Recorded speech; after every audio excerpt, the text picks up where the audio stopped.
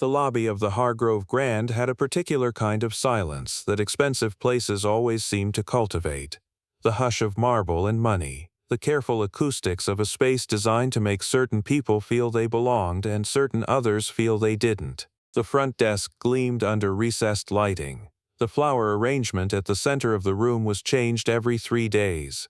The carpets were the color of old wine, and the staff moved across them with the practiced quiet of people who had been trained to be present without being visible. Marcus Webb had walked into enough rooms like this one to know which category most people placed him in at first glance. 6'4", broad across the shoulders, quiet in the particular way that large men are sometimes quiet when they've decided, years ago, that the world responds better to their silence than to their voice. He was wearing a gray hoodie and clean dark jeans, and his 9-year-old son Eli was at his side, and he had a duffel bag over one shoulder. He'd seen the front desk clerk's eyes move over him in that way, the quick inventory, the slight rearranging of expression, before the smile arrived. The smile was genuine enough.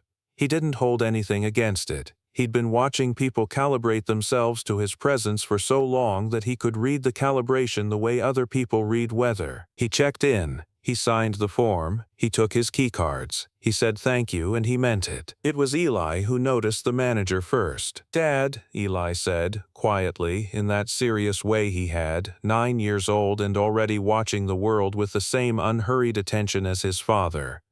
"That man keeps looking at us." Marcus didn't turn around. "I know," he said. They were walking toward the elevator when the voice came. "Excuse me, sir." The tone of it was what made the lobby go quiet. Not a question, not a greeting. A command dressed as a request, and the difference was audible to everyone in the room who had ever been on the receiving end of one. A couple near the concierge desk stopped talking mid-sentence. A bellman paused with a luggage cart at an odd angle. The front desk clerk, who had processed Marcus's card 8 minutes ago without incident, went very still. Marcus turned. The man crossing the marble floor toward them was Derek Holt, general manager of the Hargrove Grand, in a charcoal suit that had been pressed that morning. He was 43, walking with the unhurried stride of a man who knew that everyone in the room was watching him and who had decided, somewhere in the last decade, that this was simply how things were. He was not running. He didn't need to. "I'm going to need you to come with me," he said. "There's been an issue with your booking." Marcus looked at him. A beat of silence. Then, "Okay." "The name on the reservation," Derek said, lowering his voice by a fraction, "the Theater of Discretion, doesn't appear to match the card used at check-in." "The card belongs to me," Marcus said. "Marcus Webb, same name as the reservation. There's a discrepancy in our system. Your system checked me in 20 minutes ago." Derek's jaw tightened. "Not much, just enough for someone paying attention to notice." "Sir, I understand that, but we have a procedure when these things come up, and my responsibility is to—" "What's the procedure?" Marcus asked. His voice had not changed. It remained at the same register, the same pace, the same flat, deliberate calm. Like a man who has all the time in the world and knows exactly where he's going to end up. There was no edge in it. There was no submission in it either. It was simply a question, asked with the precise economy of a person who does not use more words than necessary. Derek Holt was not accustomed to that particular quality of calm from someone he had cornered. He was accustomed to nervousness, to fumbling explanations, to a certain accommodation that tended to come, in his experience, when people understood that he was the one with the authority in a room. He looked at the duffel bag, he looked at the hoodie, he looked at the 9-year-old standing beside the man, watching Derek with eyes that were old in a way that made Derek briefly, inexplicably uncomfortable. "Sir," Derek said, and now the theater of discretion was gone entirely. "I'm going to ask you to step away from the elevator. There are other guests." "We're guests," Marcus said, and that was when Derek Holt raised his voice. Not screaming exactly, though that was the word that the front desk clerk would use later, and the bellman, and the couple by the concierge desk, and the woman in business attire who had been waiting for the elevator on the far side of the lobby. The word that 3 different people would independently choose when they described what they had witnessed. The word screamed because the sound had a quality that crossed a line, that moved from authority into something rawer and less controlled, and the lobby's careful acoustics carried it to every corner. "I have been managing this property for 11 years, Derek said, and his voice was not low, "and I will not be spoken to." Nobody in that lobby was watching the small woman in the corner. That was their first mistake. If this is the kind of story you need right now, subscribe. There's more coming. Marcus Webb had been awake since 4:30 that morning, not because he had to be. For the first time in 9 days he had nowhere to be at 4:30 in the morning. No pre-op rounds, no consult stacked 6 deep before 8 a.m., no second-year resident to guide through a complication that had turned a 12-hour shift into 19. He had, for 3 consecutive nights, been home before 11:30. By his standards, this was extraordinary. He'd gotten up anyway. Some habits install themselves so deeply that rest begins to feel like a problem to be solved rather than a state to be inhabited. He'd made coffee in the kitchen, the pour-over method, the same measured motion he'd been using every morning for 7 years, the kettle held at a specific angle, the bloom timed without looking at a clock because the clock was no longer necessary. He'd stood at the kitchen window watching the city begin. Light changed the way it always changed, gradually, then all at once, and he'd thought about nothing particular, which was its own kind of achievement. He'd woken Eli at 7. His son was 9 and had his mother's eyes, large, dark, always slightly evaluating, and his father's tendency toward silence. He processed things internally before he said them, which meant that when he did say something, it was usually worth hearing. He had not cried in February when Marcus had missed the school play. He had said, standing in the kitchen the next morning, "Dad, it's okay, I know you were working." And Marcus had sat with the specific weight of those words for 3 days afterward. The particular grief of a child who has already learned to accommodate the shape of his parents' absence before he'd made a reservation at the Hargrove Grand. It was a place Eli had pointed at from a cab window 8 months ago and said, with the complete seriousness of a 9-year-old who had thought about this, "That's the kind of hotel where spies stay, isn't it?" Yes, Marcus had said, exactly that kind. They had packed with economy. Marcus had a single duffel. Eli had a small backpack in which he had placed, with methodical independence, a library book about migratory birds, a spiral notebook, a box of colored pencils, and 3 individually wrapped granola bars. In the cab, Eli had read without asking for Marcus's phone. Marcus had watched the city pass and thought about the case he'd closed on Thursday, a repair of the mitral valve in a 61-year-old woman who had squeezed his hand in recovery and said nothing at all, just held on. And then he had deliberately stopped thinking about it. The weekend was the weekend. Eli deserved the whole of him. People on the street registered him the way they always did. The size of him arrived before everything else, before his face, before his expression, before anything that might otherwise communicate who he was and what he was carrying. He'd learned in his 20s to read exactly how he was being read. He could tell, usually in the first 2 seconds of any encounter, whether someone was calibrating for threat or for curiosity or for the particular condescension of people who believe that large means simple. He'd stopped reacting to any of these readings years ago. They slid off the same way water slides off glass, present briefly then gone, leaving no residue. His hands, when he signed the check-in form, moved the way they always moved, deliberate, precise. The pen returned to its holder without a sound. His right hand rested at the edge of the counter for a moment, barely touching it, fingertips making the lightest contact with the marble, before he picked up the keycards.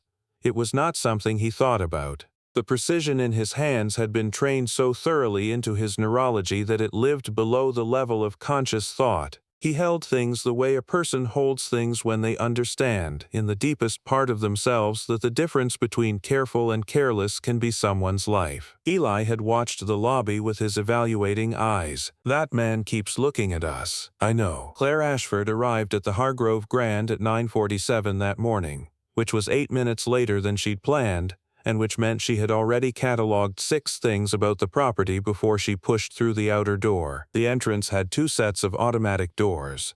The outer set was slow, the inner set was faster, which meant they had been replaced on different budget cycles. The revolving door beside them showed minimal floor wear. indicating staff had quietly directed guests toward the automatic doors, possibly after a complaint. The valet stand was staffed by 2 people for a Saturday morning volume that required 1, which meant either a surplus from Friday's event staffing or a scheduled arrival.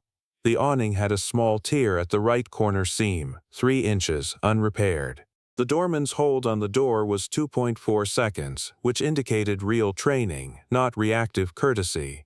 The potted palms flanking the inner lobby entrance had been watered today. She did this in every building she walked into, had done it since she was 31 and had taken her first board seat and had understood with sudden clarity that the difference between a well-run organization and a failing one was almost always visible in the margins, in the details that weren't urgent enough to address until they were. She paused at the inner lobby entrance for exactly 2 seconds. To anyone watching, it looked like hesitation.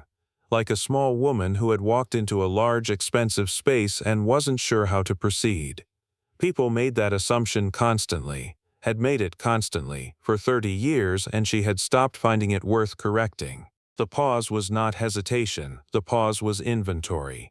2 seconds to take in the room. Who was seated where, which staff were active, which sight lines converged, where the exits were, who was watching whom, what the acoustic character of the space was, what it would carry and what it would absorb. She saw the man at the elevator before she saw the manager crossing the floor. She saw the manager cross the floor before he opened his mouth. She moved to the east side of the lobby, screened partially by a decorative column and 2 of those potted palms.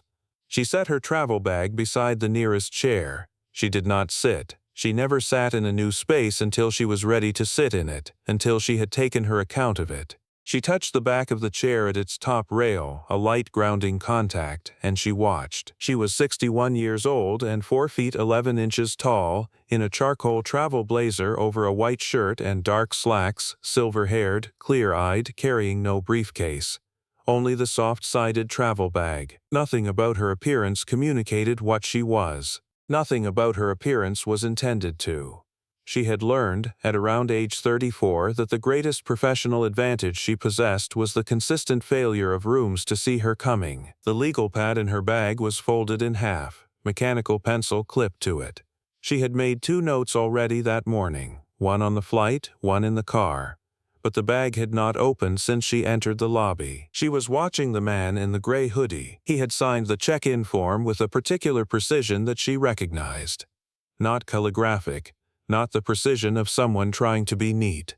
The precision of someone for whom the handling of objects had been trained into them at a cellular level. She had worked closely with physicians for 22 years, sat across conference tables from them in budget negotiations, reviewed their grant proposals and their department requests. Surgeons had a specific relationship with their hands that was unlike any other profession she had encountered. They set things down without sound. They picked things up with an economy of motion that registered as something close to grace, even off the clock, even in a hotel lobby. She had noticed the boy.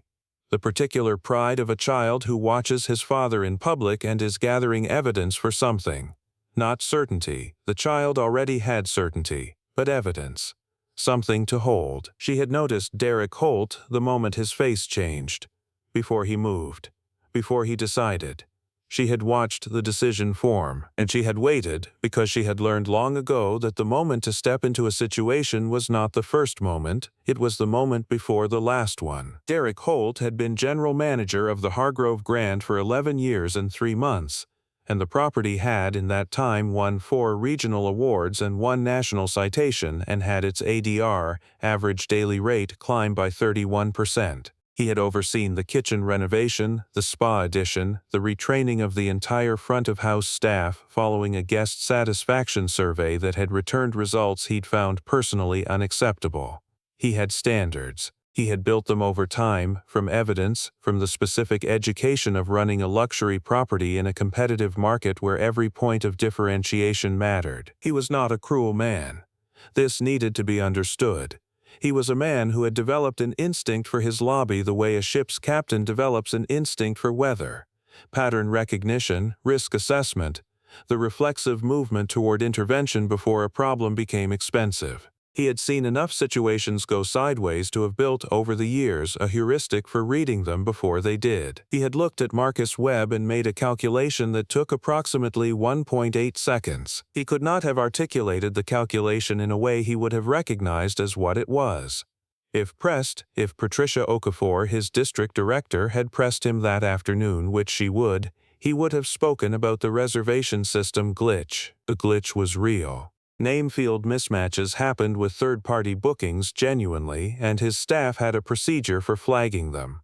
He would have spoken about his duty to the property, to the other guests, to the standards he had built over 11 years and 3 months. These were true things. He believed them. He would not have spoken about the fraction of a second in which he had looked at a tall black man in casual clothes with a duffel bag and a child, and had decided that this was a situation that required his personal involvement. He would not have been able to separate this from the system glitch even if he'd tried. They were braided together in the specific way that unchallenged assumptions braid themselves with legitimate rationale, invisibly over time until the braid is the whole rope. He had been so certain. That certainty was real too.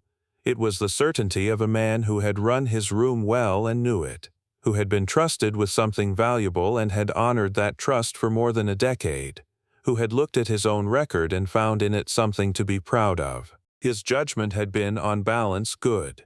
He believed this because the evidence supported it. He had simply never been required to examine which parts of his judgment were good and which parts were something else entirely, dressed in the same clothing. When Marcus had answered his questions with that flat, unhurried calm, not differential, not aggressive, not performing anything, simply present, Derek had felt something tighten in his chest, not doubt. Something closer to the irritation of a man who has extended a certain offer and found it declined. The boy's eyes had been the thing. He would think about the boy's eyes later, in his office, with the untouched coffee. The specific quality of a child watching an adult do something the child already knows is wrong, with the patience of someone who has seen this before and is waiting for it to end. He had raised his voice. Even as he did it, some calibrated part of him registered the error. The lobby had too many witnesses. The boy was 9 years old. But the words were already out in the marble air, and 11 years of authority had given his voice a carrying quality that filled the room. And now the bellman had stopped moving, and the couple near the concierge desk were no longer pretending to look at their phones. He was committed. He had no reverse gear. The woman had not, apparently, been there a moment ago. That was how several witnesses described it afterward, in different contexts, with different degrees of accuracy. That she was simply present, at Marcus's left side, slightly forward, her travel bag still against the column as though it had been placed there days before. She was very short, she was very still. She touched the edge of the nearest chair back with 2 fingers, lightly, and looked at Derek Holt. "I'm sorry," she said. Her voice carried without being raised. The lobby's acoustics, which Derek had prided himself on optimizing, delivered it to every corner. "Could you repeat that?" Derek turned. The turn was automatic. The reflex of authority interrupted. He read her in 1.8 seconds. 4'11", maybe 5 feet flat, silver-haired, travel clothes, no status markers, no briefcase, nothing that announced anything. He almost smiled. The almost was a tell, and Marcus, who was watching, saw it. "Ma'am, this is between myself and—" "You raised your voice," she said, "in your lobby, to a guest." The pause. 1 beat, 2. "I want to make sure I understood what I saw. I'm going to have to ask you to stay out of this." "I don't think you are," she said. The pleasantness of her tone made this worse, not better. Derek's suit felt, suddenly, fractionally tight. "Ma'am, I don't know who you are, but—" "I know," she said. She looked at him without hostility, without performance, with the clear-eyed patience of someone who has been very small in very large rooms for a very long time, and has stopped finding it interesting. "That's fine." Eli Webb had not moved. He was standing exactly where he'd been, one hand at his backpack strap, watching the small woman with an expression that was hard to name precisely. Not relief. Something more careful than relief. The expression of a child who is watching something unexpected happen and is storing every detail. Marcus had turned slightly when she appeared. His face had not changed. but his posture had shifted in the particular way that stillness sometimes shifts, not relaxing exactly, but reorganizing around a new piece of information, the way a building settles into new ground. Derek recalibrated. He found the procedural footing again. "The reservation," he said, his voice returned to its managed register, "has a technical issue that I am in the process of resolving." "The card was processed," she said. "Our system, the keycards were issued." She looked briefly at Marcus's hand where the 2 keycards were. "He has them, in his hand, right now." She looked back at Derek with an expression of entire patience. "What's the issue?" The pause that followed lasted 3.4 seconds. 3.5 seconds is not a long time. In a hotel lobby with 12 witnesses and a 9-year-old watching, it is an eternity. Derek opened his mouth. His phone rang. He would not, under normal circumstances, answer his personal cell in the middle of a lobby floor situation. But the number on the screen belonged to Patricia Okafor, his district director, who called his personal cell perhaps 4 times a year and never on a Saturday morning, and whose name on his screen at this moment produced a sensation in Derek's chest that he would later describe to himself as the beginning of understanding. He answered. He listened. He said, Yes, he stopped. Here. She's here now." He stopped again. The small woman had reached into her bag. She removed the folded legal pad and the mechanical pencil, set the pad on the arm of the nearest chair, and wrote something. Quietly, unhurried, the way she did everything. Derek ended the call. He stood very still for a moment, long enough that a second bellman, arriving from the corridor with an empty cart, read the tableau and quietly reversed course. Then Derek turned and looked at the small woman in a way he had not looked at her before. The look of a man who has been standing beside something without understanding what it was. "Ms. Ashford," he said. His voice was different.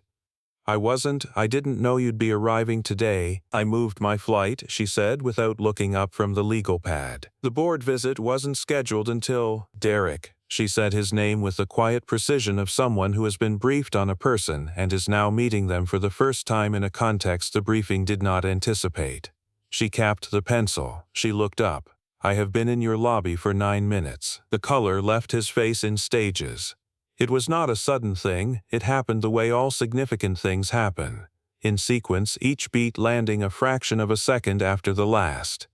He had raised his voice at a guest. He had done this in front of 12 witnesses. He had done this while a member of the parent company's board of directors, the member who chaired the guest experience committee, who had been the architect of the 4-year standards overhaul he had himself championed, had been seated in his lobby, watching. The couple by the concierge desk had stopped pretending. The first bellman had not moved. Eli's hand had dropped from his backpack strap. "The reservation is valid," Claire Ashford said pleasantly. "The card is valid. The booking is fine."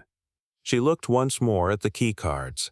"This gentleman and his son would like to go to their room." "Of course," Derek said.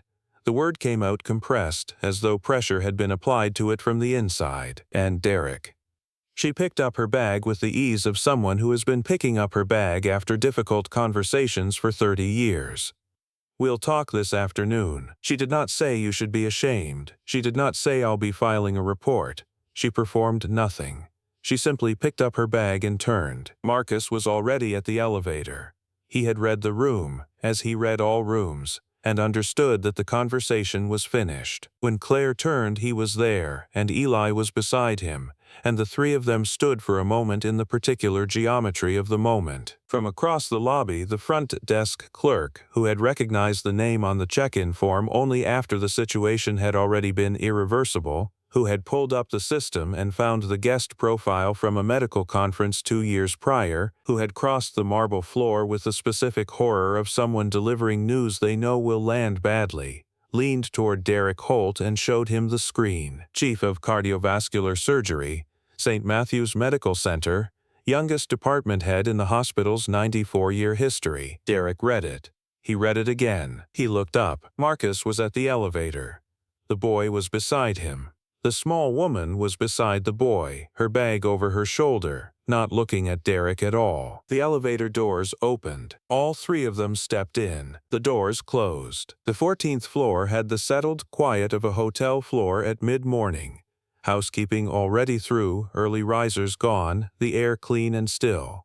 The window at the end of the hall showed a rectangle of city sky, pale and even. In the elevator, Claire Ashford had pressed her floor, 12, and stood with her bag and her legal pad and looked at the brushed metal of the doors. Eli said, quietly, "Did you know that man?" "No," she said. "Did you know who we were?" "No." He thought about this with the focused seriousness that was simply how he thought. "Then why did you come over?" She looked at him directly, the way she looked at everyone.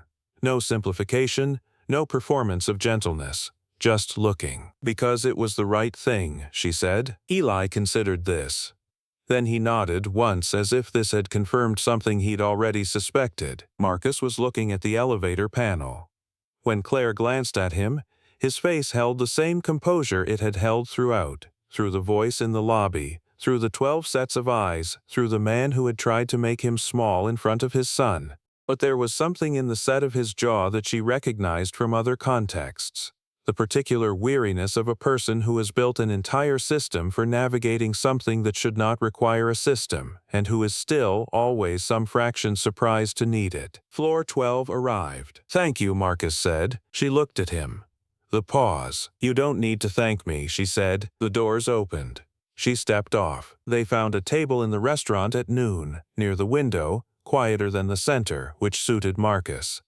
Eli ate a club sandwich and told his father about the migratory birds chapter, that they navigate using the magnetic field of the earth, that they can detect magnetic north through a mechanism in their eyes that humans don't have, that it might work something like seeing the direction, not just sensing it. Eli found this extraordinary. Marcus agreed with him. He looked up once and saw Claire Ashford at the entrance, doing the pause. 2 seconds, taking in the room. The host said something. She shook her head slightly and pointed toward the window tables. She sat with her back to the wall facing the door, and the legal pad came out, and she ordered coffee, and she looked out the window and wrote something small and precise, and the restaurant moved around her without touching her. Eli noticed. "She's writing something," he said. "She is," Marcus agreed. "What does she write?" Marcus thought about it. Things she notices. Eli looked at the small woman by the window, then back at his father, with the expression of a child running 2 separate calculations. "Are you going to say something to her later?" Marcus looked at his son, then at his food. Then he picked up his water glass with that particular deliberate motion. The object lifted exactly, held for a moment, set back down without a sound. "Eat your sandwich," he said. Eli ate his sandwich. The east corridor of the Hargrove Grand ran from the restaurant to the lobby and, past the lobby, to an outdoor courtyard with a fountain and 2 long planters and a view of the building's rear garden. It was a walk of perhaps 3 minutes. And at 2:17 in the afternoon it was quiet. Claire Ashford was most of the way down it when she heard footsteps behind her that she recognized by their pace before she turned. Long stride, unhurried, entirely without performance. Marcus fell into step beside her. He had Eli's backpack over one shoulder. Eli was visible at the far end of the corridor, examining a photography display along the wall with the methodical attention of a child who has found something worth studying. For a moment, they simply walked. "Patricia Okafor called you," Marcus said. "I called her," Claire said. "She called back. I moved my flight." "You moved your flight before you came downstairs." She said nothing. "So you came downstairs for something else," he said. A pause. "There's a courtyard at the end of this corridor," she said. "I was going to walk in it." "Okay," Marcus said. They walked. The sconces made their shadows against the corridor wall, long, then short, then long again as they passed each light source.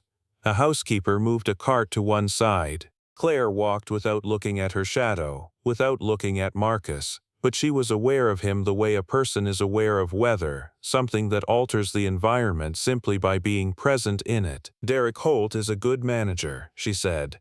"He'll be moved to a smaller property and given the choice between doing this differently and leaving hospitality. He's not the worst version of what I've seen in that position." "That's not much comfort," Marcus said. "No," she said, "it isn't." She walked for a moment.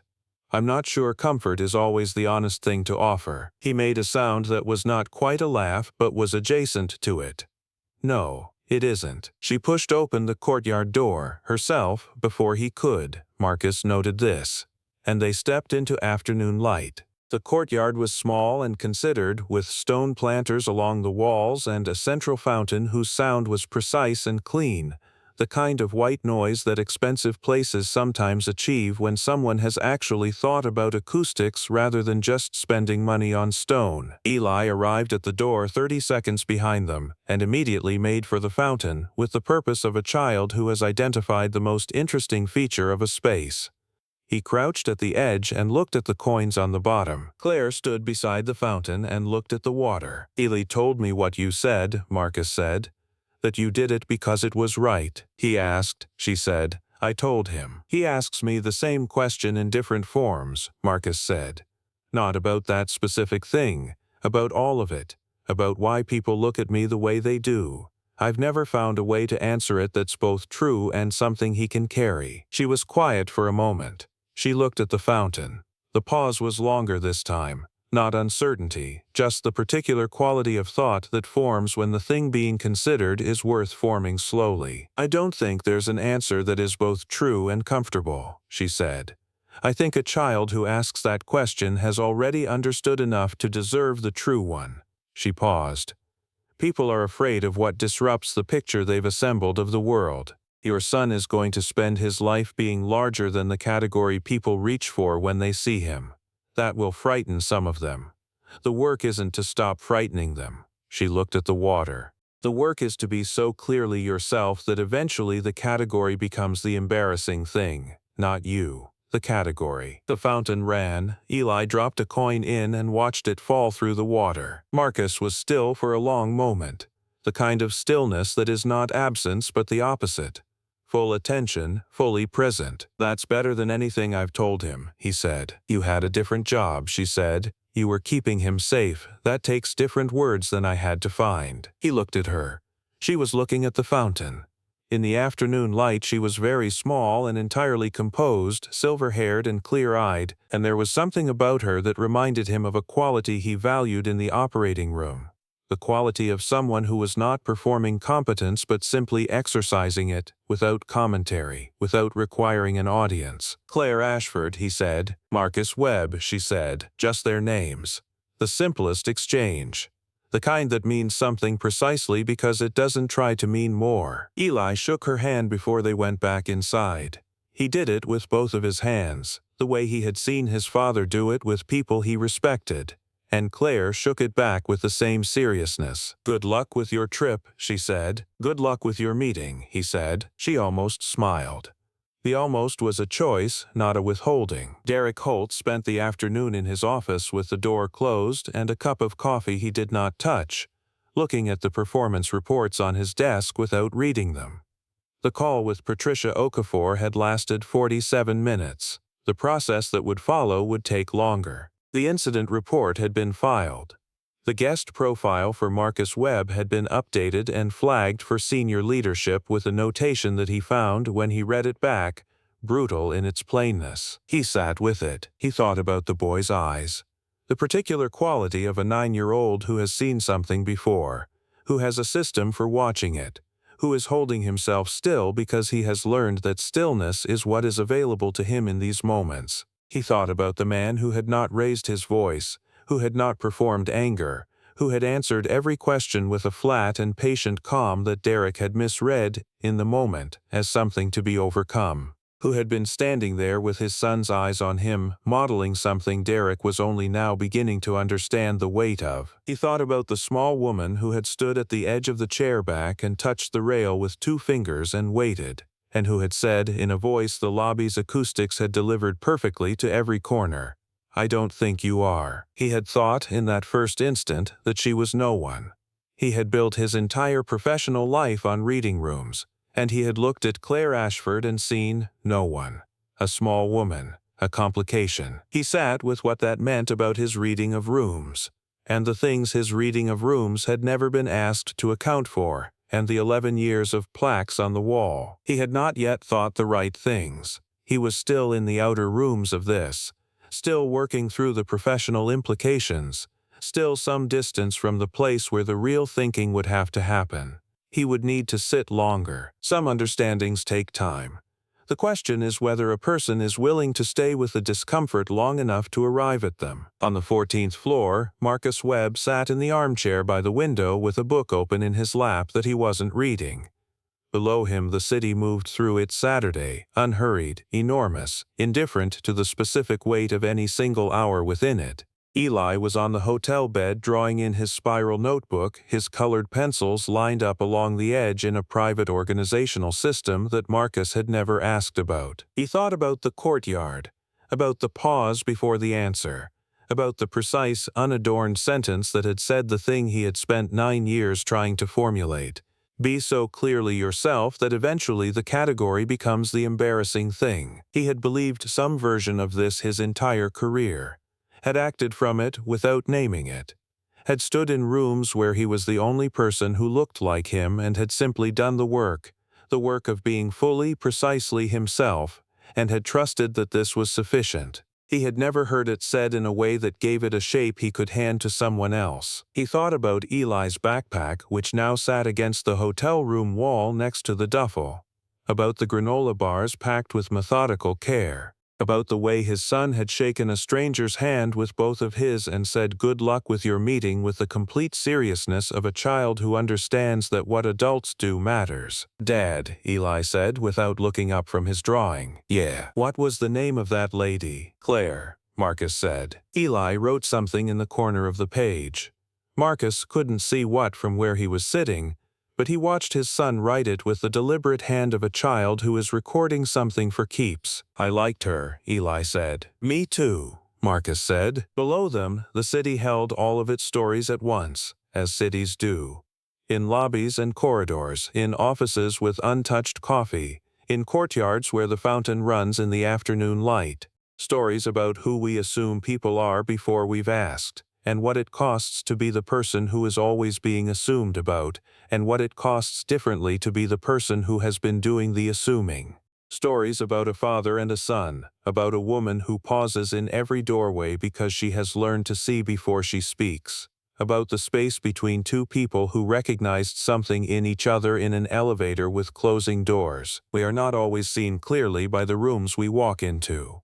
We are not always given the space to simply be what we are. But there are people in the margins of ordinary days who look before they're told to, who step forward not because someone asked them to, but because the right thing asked them to. The ones worth finding are the ones who look. If this story stayed with you, share it with someone who needs it. And subscribe, there are more stories like this one waiting.